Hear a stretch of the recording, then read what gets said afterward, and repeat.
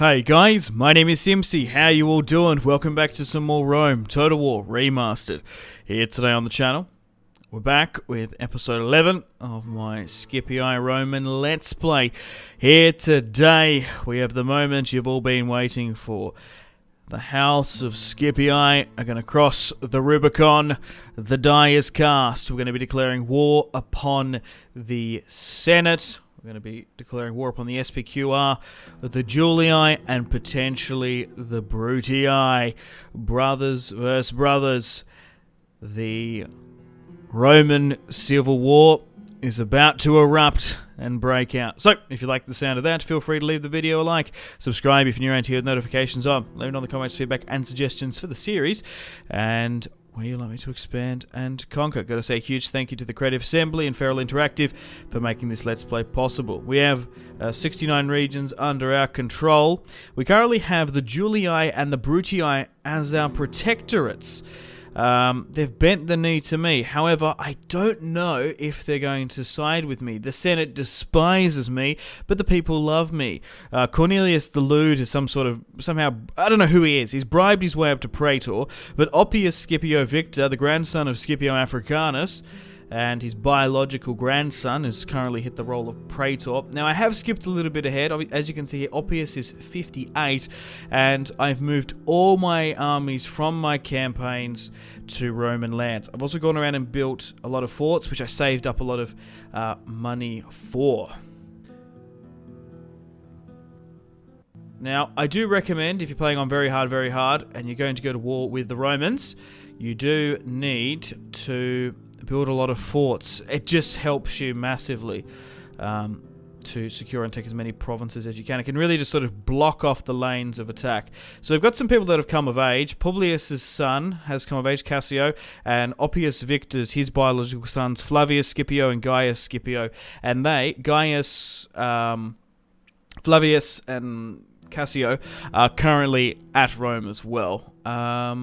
Gnaeus Victor, who is, I've been calling him Sulla for this series. He's going to be marching with us. Now, I will talk about the first Triumvirate in this video, and we'll have some history a little bit later on when I've got some time. But here's the family tree for the House of Scipii. Flavius Scipio, my cousin, is 76, so he's still kicking about. Most of the faction leaders have only lasted to, I don't know, about 60 or so. So, this is the plan of the attack. We have 1, 2, 3, 4, 5, 6, 7, 8 armies that attacked Britannia. The conquerors of Iberia are going to deal with Julii-occupied Gaul. Sulla, our faction heir, who, as he's gotten a little bit older, has gotten a little bit senile, like the old Sulla, and maybe even Marius a little bit. He's going to be commanding the Eastern Front. Now, the Brutii and the Julii, this could be all for nothing, because they have sworn to be my protectorate. Now, if they don't, we've still mathematically got enough regions to take the Senate and be victorious in our campaign. But I can't wait to see what happens.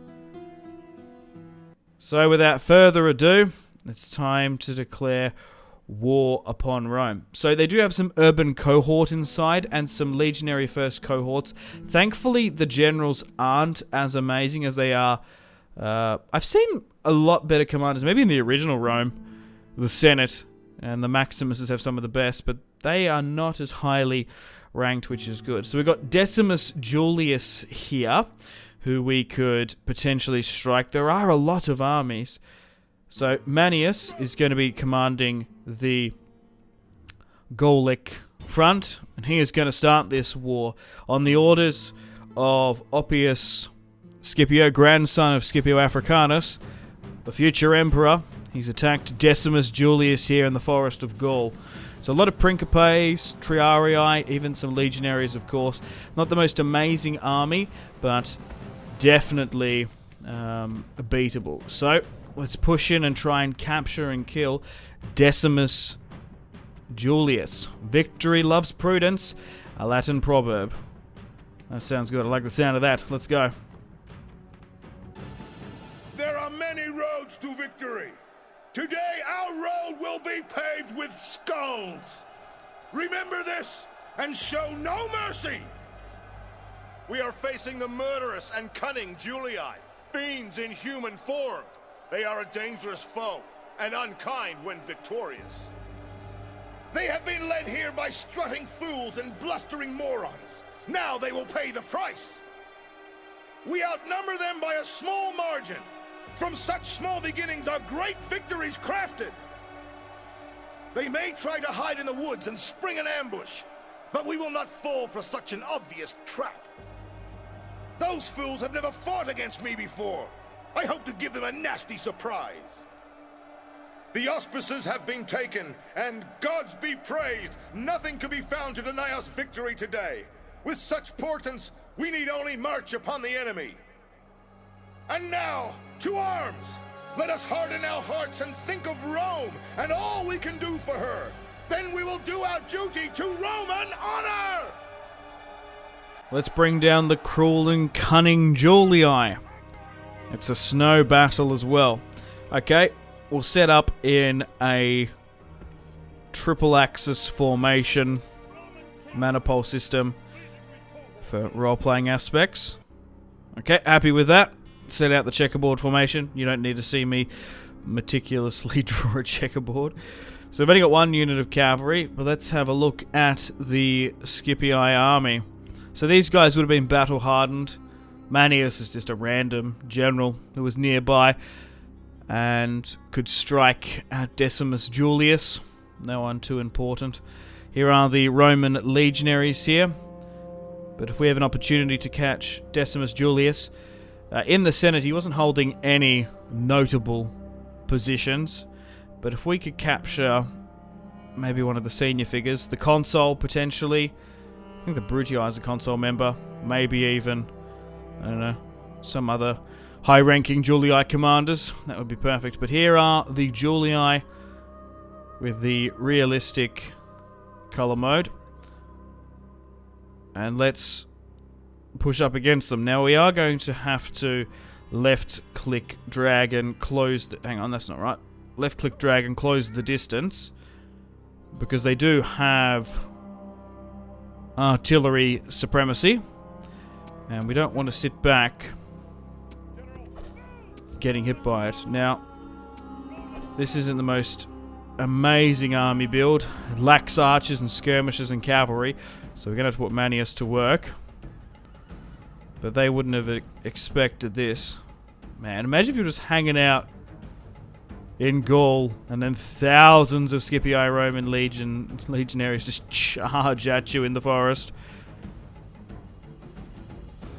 So attacking the Julii first.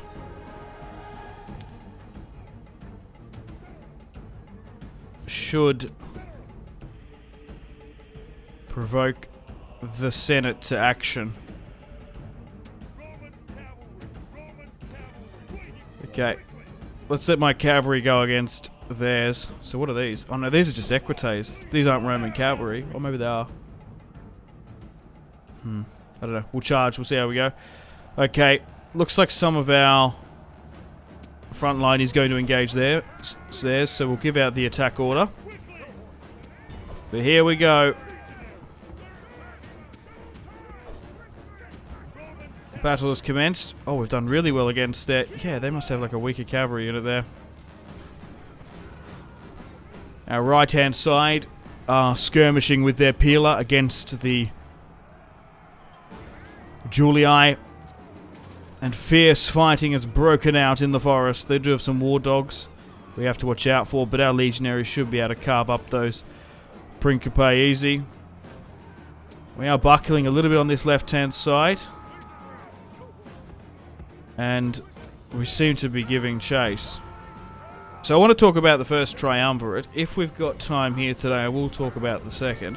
So, what was the first Triumvirate? Well, it was a political alliance between Gaius Julius Caesar, Marcus Crassus, and Pompey Magnus. This alliance was formed to tackle rival senators and oppositions that were led and united by Cato. The three despised Cato, as Cato ruled over Caesar, getting a triumph in Spain. He also prevented Pompey from continued fighting in the Far East, and you can guess why Crassus didn't like Cato. It's all to do with money. He was denied financial legislation and reforms. To cement this alliance, Caesar placed his interests with his marriage of his daughter Julia to Pompey, and Caesar, of course, owed Crassus a debt for helping him gain the office of Pontiff Maximus, and paid off a lot of Caesar's debts. Unfortunately, the alliance fell with the death of Julia in childbirth and the death of Crassus in the Far East. Crassus was known as the richest man in Rome, while Pompey was known as one of the more successful military commanders of the time, and Caesar was the man who brought them together. Both a popular figure, a decent military commander, and a man of the common people. So after the death of his daughter, Crassus, and then Pompey was elected sole consul, the two were only heading in one direction, a confrontation. Pompey allied himself with Caesar's Senate enemies and Cato, and battle ensued after Caesar crossed the Rubicon at the head of his army, breaking Roman law. As famously said, the die is cast. Pompey took command of the Senate forces and went to war with Caesar. At the Battle of Pharsalus, Caesar won a decisive victory, took control of the Roman military and political system. Pompey fled to Egypt, where he was murdered. Caesar himself was later murdered on the Senate throne after being named dictator for life by Cassius and Brutus. He got stabbed by Edmure Tully in HBO's Rome, if you do want to watch it. But yeah, we'll talk about the second Triumvirate a little bit later on if we've got time. Now back to the Julii. We're currently running them down here in Gaul, and Manius hopefully can be successful against Decimus Julius. I wish I could see their family tree. Like, who is Decimus Julius? Was he like the firstborn and third four in line? That'd be cool if you could do the CK3 thing and look at other people's family tree. Yep. Clear victory. A good way to start things off in this civil war. Okay. So, we've won our first real battle against the Julii. We'll try and take as much settlements as we can. Right, so I've set up my forts in key positions, so it stops them moving their armies about, and it will take them a turn to respond to some of their sieges. So, the faction heir is inside there. This army should be enough to march against this. Quintus Aurelius, 44. A lot of catapults. Let's auto-resolve that one. Let's push them back.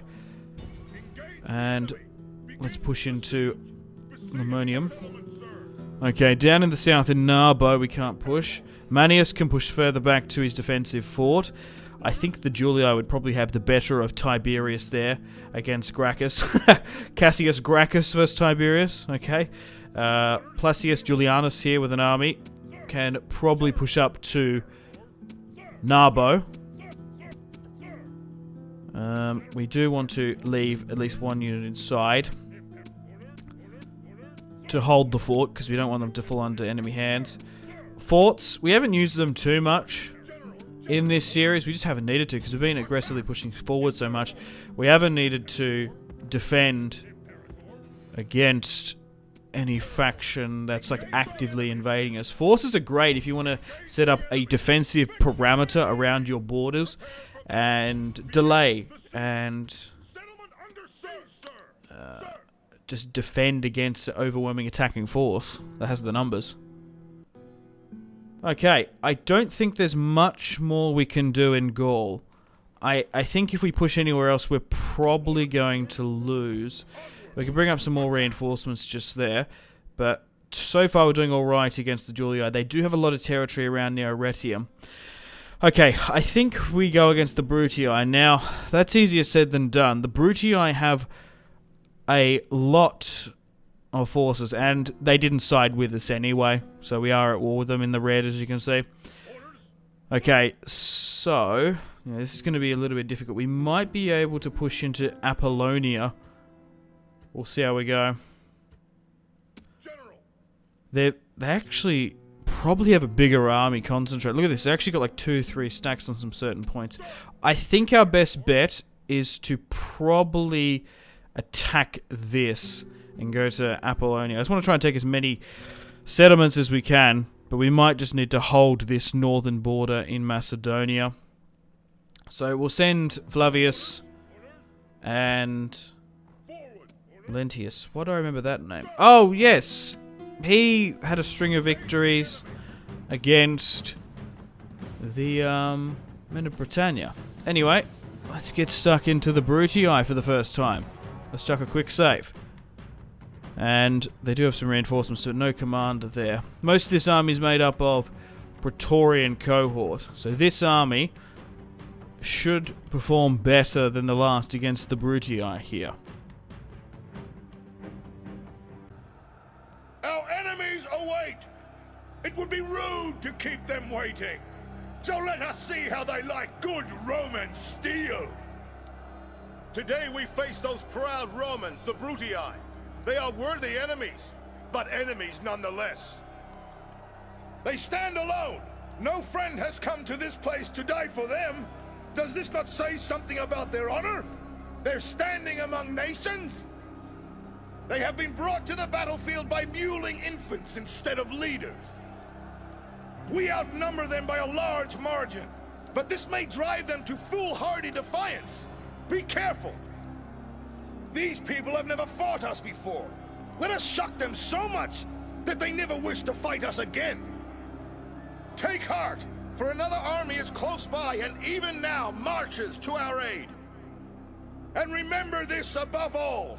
Our Roman gods are watching. Make sure they are not ashamed! Okay, let's fight against the bold and brave and foolish Brutii. So we have 2 units of catapults, 4 units of Roman cavalry, the rest made up of some of the best units we have at our disposal, and in our recruitment pool, Praetorian cohort. Let's go with the famed triple axis formation again. Now we do have access to urban cohort, but we've only sort of recently unlocked them. Alright, let's start this one. Pause, and I'll show you guys off the units. So here are our Roman cavalry fighting in the fields of Greece. The Brutii and the Scipii battle it out. Here are our Praetorian cohort. This is a more professional army than the one we were fighting with in Gaul.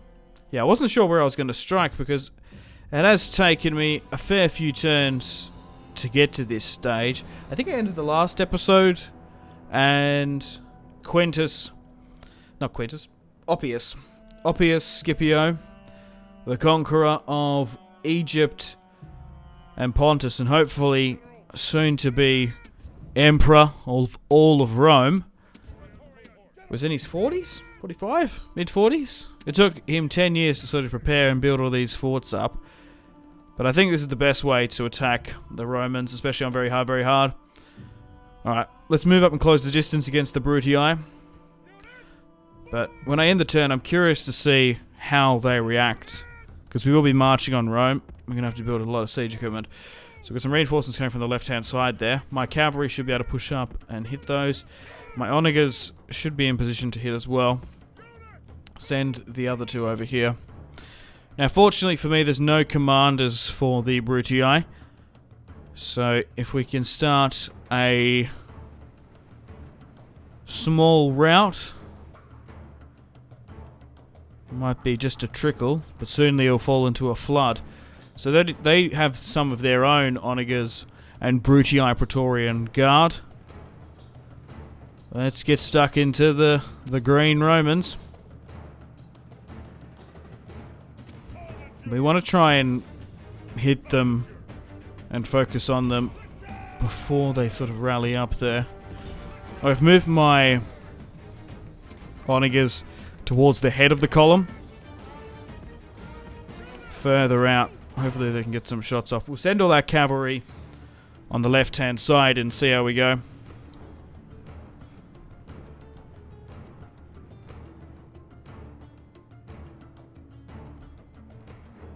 But I'm actually kind of surprised how well the AI's kind of defended their territory. Because I think on the harder difficulties, the AI do get a little bit cluey if you start amassing military forces on the border. If you're a little bit further away and out of zone and sight, they don't tend to care too much. Okay, I want to try and focus, pin down and isolate a unit here. If we can hit it from all sides with Roman cavalry, we should be able to completely destroy it. So we've got a unit of gladiators here. High attack, but very lightly armoured. Let's get stuck into them. Now, from what I can remember, each Roman faction does have different gladiators. I can't remember which one's the best. Surely it's not the Brutii, as they just got smashed by 4 units of Roman cavalry. Our Praetorian cohort is making their way up, and we'll allow one of our onagers to hit the reinforcing army, and then the main. Yeah, so it's a shame that the Brutii didn't stand with me. I don't know why they offered protectorate status then. I don't know, maybe there was a way I could have done it, but I kind of want their lands, to be honest. Okay, let's swing around and hit them from all sides here. This auxiliary spearman. Good stuff. So it's taken 4 faction leaders 100 or so turns to get to this point. Oppius Scipio, grandson of Cornelius Scipio Africanus, son of Quintus as well. He comes from a famed line, conqueror of Egypt and Pontus. Oppius, his father conquered Greece and started the offensive against the Egyptians. And of course, we all know who Cornelius Africanus is, conqueror of Carthage and in his early days, Syracuse. But for now, his heir is Gnaeus Sulla, who helped out massively in the wars against Pontus and Egypt. Right, the enemy general is now routing. Perfect. Hopefully the Brutii army as well.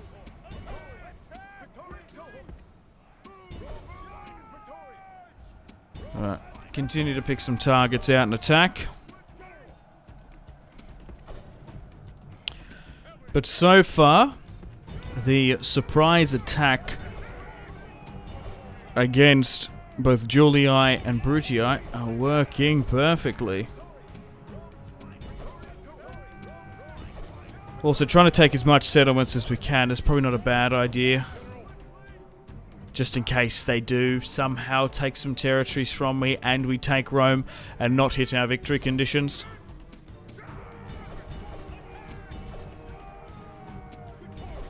But it looks like most of the Brutii army now is in a full retreat. Excellent stuff, boys. Ladies and gentlemen, I think we got him. My cavalry did really well on that left-hand side. Our Praetorians are getting stuck into some veteran legionaries, while the rest are running with their tails between their legs. The Brutii Romans were already always the bold and brute and stupid Romans. I don't know. I'm a bit of a Scipii fan.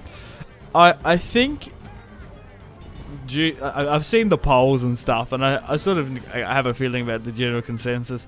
I think most people play as the Julii. I think that's their favourite faction. Most people justify that as like, not because of the Julii name, it's mostly because of the Red Romans. A lot of people love Red Romans. The Julii name, invoking Julius Caesar II. The Brutii are their second favourite. Which I don't know why, to be honest. I don't mind the green. I don't mind the path projection of pushing eastward. That's always fun. But I don't know if I like Brutus. To be honest.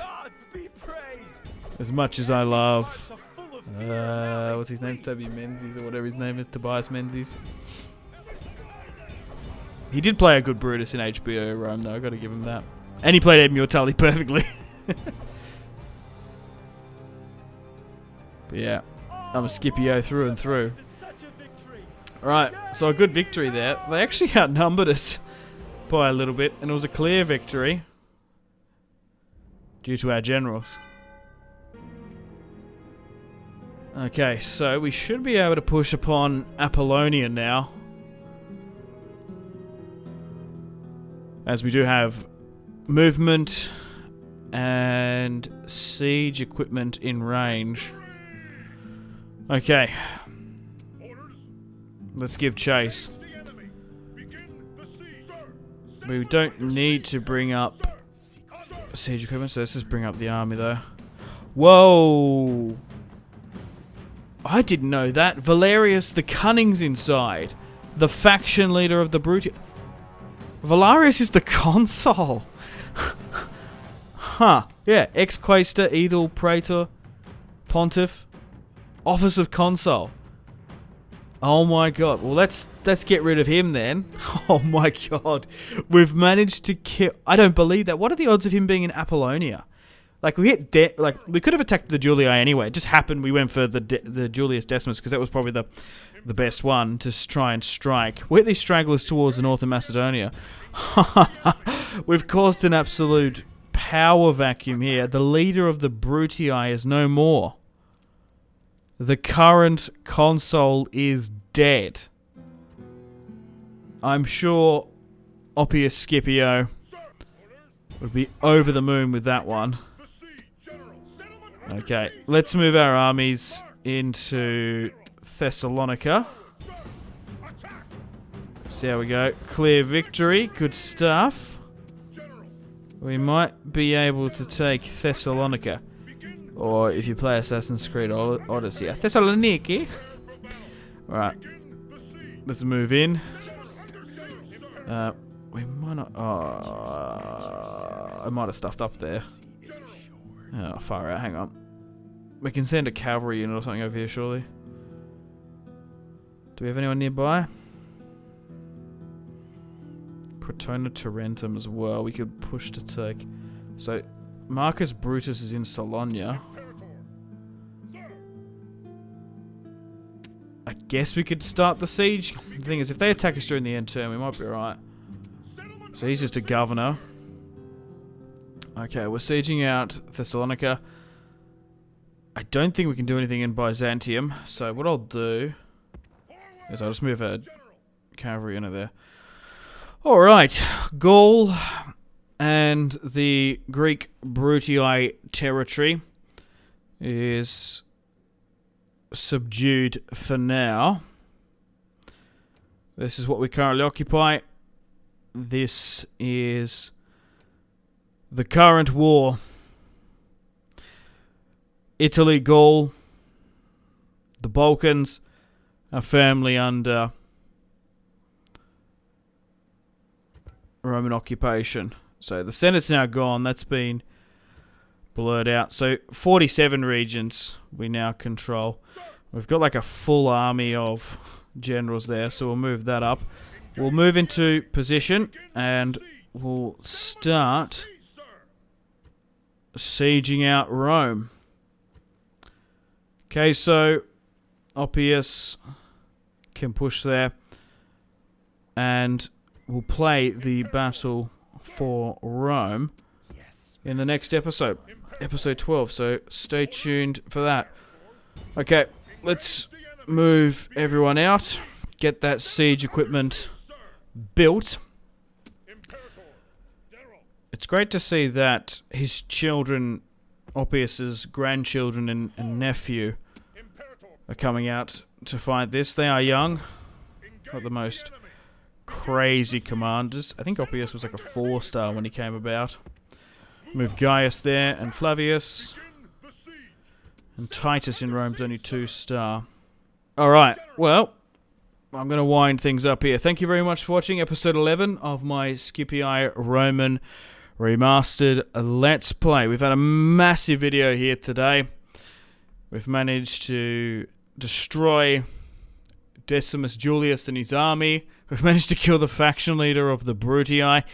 I didn't expect that. The current consul is dead. And now we have to deal with the ramifications of our war.